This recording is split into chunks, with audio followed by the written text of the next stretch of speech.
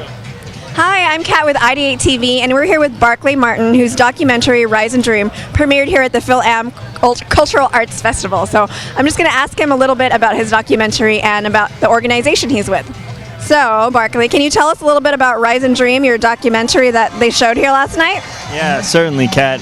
This was an incredible privilege that I've had. A few years ago, I got invited to brainstorm an outlandish idea to have basically to launch a cultural music-based festival in the very southern edge of the Philippines in Zamboanga. And for those who don't know, Zamboanga has a long history of instability, political instability, rebel insurgencies.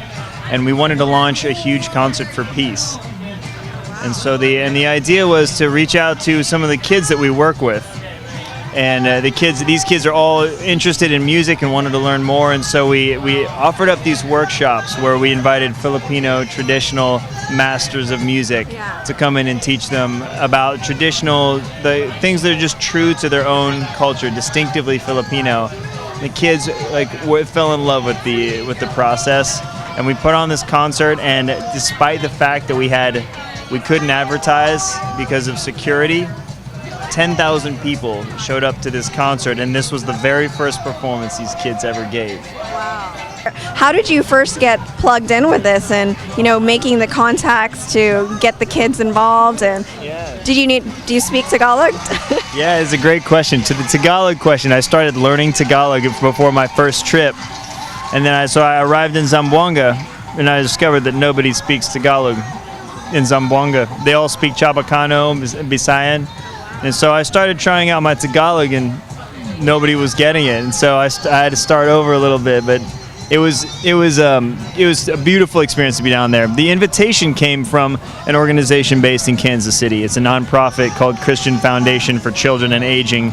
They work with people of all faith traditions, all backgrounds in 22 countries, but one of their largest projects is in the Philippines. Wow. So what are some of the key moments in the documentary that you remember and you think are really going to stand out when people watch it? Yeah, to me it was the resilience of these kids.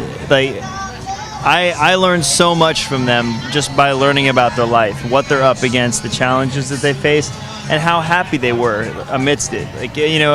Daily I'd be amazed at these kids as they would go through their day, tell me about the things that they have to do with school. They'd have responsibilities for work to help their family make money. And then they'd come to these rehearsals of traditional music for hours at the end of the day. They'd never complain. They were happy to be there and had light spirits. It was really inspiring. Barcalay, is this your first film? This is my first film. I was invited as a songwriter. I was the musical director for this film, which was an incredible privilege, and so I got invited to write the soundtrack. And so this was the first soundtrack I'd ever written, but my job has been a professional musician for about 10 years. And so it was part of the sequence of records that I have made, but this one has such a special purpose because it was drawn out of stories that inspired me all along the way, all visiting the towns and the native tribes all over the Philippines, and they're all just taught me these beautiful stories about their history and their lives. And so the record that became the soundtrack are stories about all those experiences. So Barcalay, thank you so much for taking the time to meet with us, and I look forward to seeing your documentary. This is Cat Navarro with IdeateTV.